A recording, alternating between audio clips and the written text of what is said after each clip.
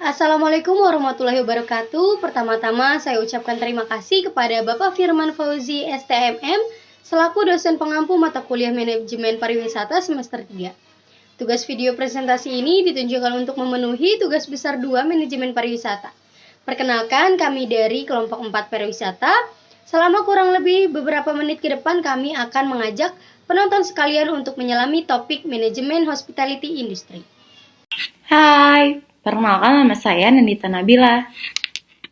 Nah, saya di sini akan menjelaskan tentang pengertian hospitality. Jadi, secara etimologi, kata hospitality berasal dari bahasa Proto-Italik yang merupakan cikal bakal bahasa Latin, yaitu hospes. Kata hospes tersebut merupakan gabungan kata hostis yang berarti orang asing dan postis yang berarti tuan rumah. Hospitality berasal dari bahasa Latin yaitu hospitum atau kata sifatnya hospitalitis yang berasal dari hospes yang artinya tamu atau tuan rumah. Konsep ini juga dipengaruhi oleh kata Yunani yaitu xenos yang menunjuk kepada orang asing yang menerima sambutan atau melakukan penyambutan terhadap orang lain. Hospitality dalam pengertian nomor 1 dan 2 di atas dimaknai dalam dimensi atau subjek atau pelaku. Nah, selanjutnya ada menurut Mill tahun 1990, the hospitality of an area is the general feeling of welcome the tourists receive while visiting the area. People do not want to go where they do not feel welcome. Jika diartikan secara bebas adalah tempat di mana wisatawan dapat merasa diterima ketika mengunjungi tempat itu. Orang-orang tidak akan datang jika mereka merasa tidak diterima. Selanjutnya yaitu hospitality memiliki arti keramah tamahan, kesopanan, keakraban, dan juga saling menghormati. Jika dikaitkan dengan industri pariwisata, dapat diibaratkan bahwa hospitality merupakan roh jiwa semangat dari pariwisatanya tersebut. Tanpa adanya hospitality dalam pariwisata, maka seluruh produk yang ditawarkan dalam pariwisata itu sendiri seperti benda mati yang tidak memiliki nilai untuk dijual. Nah, setelah merangkum dari beberapa pengertian di atas, maka pelayanan hospitality dapat didefinisikan kembali sebagai pengetahuan, sikap, atau etika yang keterampilan dalam pelayanan yang wajib diberikan oleh pelaku usaha jasa selaku tuan rumah kepada penerima jasa atau konsumen sebagai tamu yang mencerminkan pelayanan yang penuh kehangatan dan keramah tamahan sehingga pelanggan merasa nyaman dan puas, merasa dihargai sebagai jiwa manusia seutuhnya. Halo teman-teman, nama saya Muftika Sari. Saya akan menjelaskan tentang ruang lingkup hospitality industri. Industri hospitality sebagai salah satu sektor ekonomi yang terus berkembang, memiliki ruang lingkup yang luas dan kompleks. Dalam menggambarkan ruang lingkup ini, kita dapat merinci beberapa subsektor dan aspek kunci yang membentuk kerangka industri hospitality secara menyeluruh. Yang pertama, ada perhotelan. Industri ini mencakup berbagai jenis akomodasi seperti hotel, resort, villa, dan penginapan lainnya. Lalu yang kedua ada restoran dan layanan makanan. Ini seperti restoran, kafe, bar, dan layanan catering. Lalu yang ketiga ada pariwisata dan perjalanan.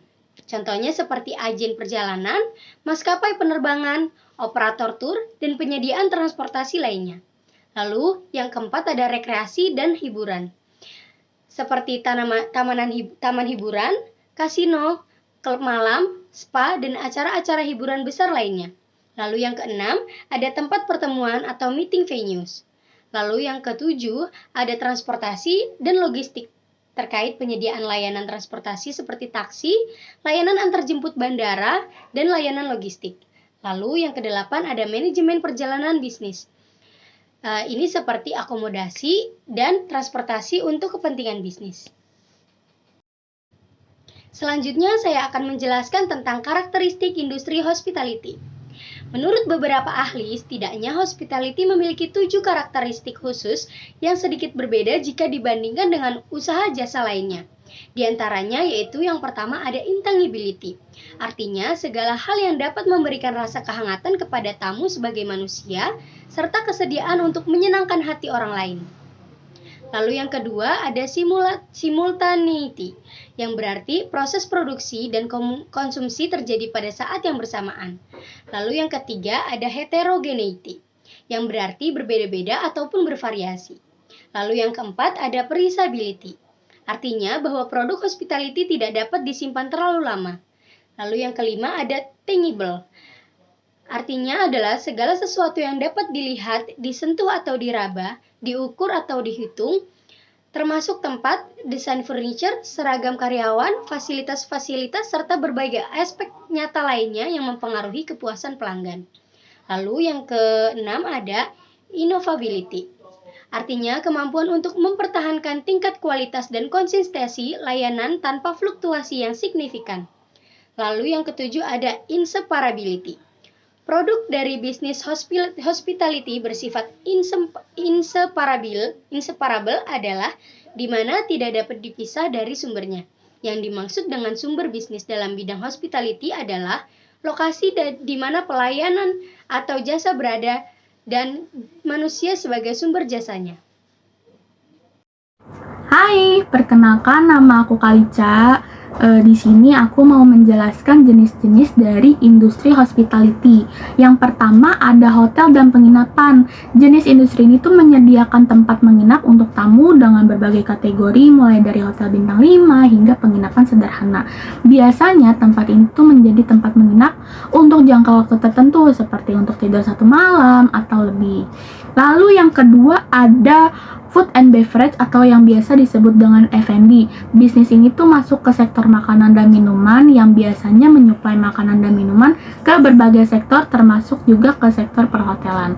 Lalu yang ketiga ada pariwisata dan wisata.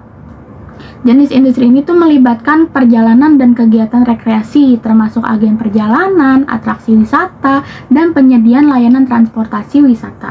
Lalu yang keempat ada industri pelayanan konferensi dan pertemuan. Nah, jenis industri ini tuh menyediakan fasilitas untuk konferensi, pertemuan bisnis, dan acara khusus. Lalu yang kelima ada travel and tourism. Biasanya identik dengan pelayanan yang berhubungan dengan perjalanan orang-orang dari satu tempat ke tempat yang lainnya. Nah, fungsi utama dari travel and tourism adalah untuk menyediakan fasilitas orang-orang saat ingin berpergian. Lalu yang keenam ada layanan spa dan kesehatan. Jenis industri ini menyediakan fasilitas dan perawatan kesehatan termasuk spa, pusat kebugaran, dan layanan kesehatan holistik. Lalu yang ketujuh ada perumahan sementara, yaitu menyediakan akomodasi sementara seperti apartemen layanan dan asrama bisnis. Dan yang terakhir ada camp dan akomodasi alam. Jenis industri ini tuh contohnya camping, resort alam, dan fasilitas akomodasi di lingkungan alam. Lalu berikutnya saya akan menjelaskan aspek penting dari industri hospitality. Salah satu aspek penting dan sangat menentukan dari bisnis hospitality ini adalah fokus pada kepuasan pelanggan. Hal ini tuh disebabkan karena mayoritas dari bisnis ini didasarkan pada penyediaan layanan yang terbaik dan cenderung mewah. Nah, bisnis hospitality juga sangat bergantung pada penyediaan layanan yang sangat baik. Pada umumnya, pelanggan akan mengunjungi bisnis hospitality untuk melepaskan diri dari kepenatan atau rasa lelah. Nah, pengalaman yang buruk mungkin akan membuat mereka tidak akan kembali lagi, karena loyalitas terhadap brand sangat penting bagi para pelanggan atau konsumen di bisnis hospitality ini. Sehingga perusahaan-perusahaan perlu melakukan yang terbaik untuk memberikan layanan yang terbaik. Nama saya Zulfanwa Rifa. Selanjutnya di sini ada manajemen sumber daya manusia dalam bisnis hospitality. Manajemen sumber daya manusia di industri perhotelan merupakan fungsi penting yang melibatkan manajemen personalia dan hubungan kerja. Peran sumber daya manusia dalam industri perhotelan adalah merekrut, melatih, dan mengembangkan karyawan untuk memastikan bahwa mereka memberikan layanan berkualitas tinggi kepada pelanggan. Salah satu tanggung jawab manajer sumber daya manusia di industri perhotelan adalah merekrut dan mempekerjakan karyawan yang berkualitas. Keberhasilan setiap bisnis perhotelan bergantung kepada kualitas karyawannya. Manajer sumber daya manusia harus mengidentifikasi keterampilan, pengetahuan, dan pengalaman yang dibutuhkan untuk setiap posisi dan merekrut karyawan yang memenuhi kriteria tersebut. Proses pelatihan ini mencakup pengenalan terhadap standar layanan, prosedur operasional, dan kemampuan interpersonal. Selain itu, mereka juga harus secara berkelanjutan mengembangkan karyawan untuk menjaga kualitas dan layanan dan meningkatkan produktivitas. Manajemen hubungan kerja juga menjadi aspek krusial, di mana manajer sumber daya manusia harus memastikan lingkungan kerja yang positif dan kooperatif, serta menangani konflik atau permasalahan karyawan dengan bijaksana. Integrasi kebijakan-kebijakan sumber daya manusia yang adaptif dan berfokus pada kesejahteraan karyawan juga merupakan bagian integral dari tanggung jawab mereka.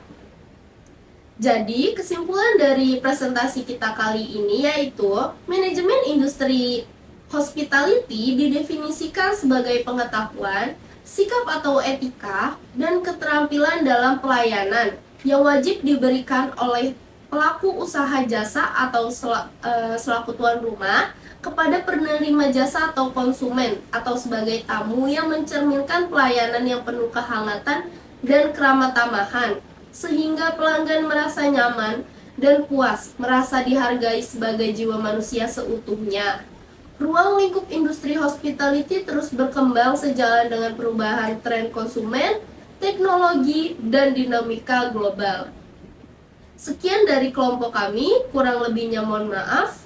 Terima kasih.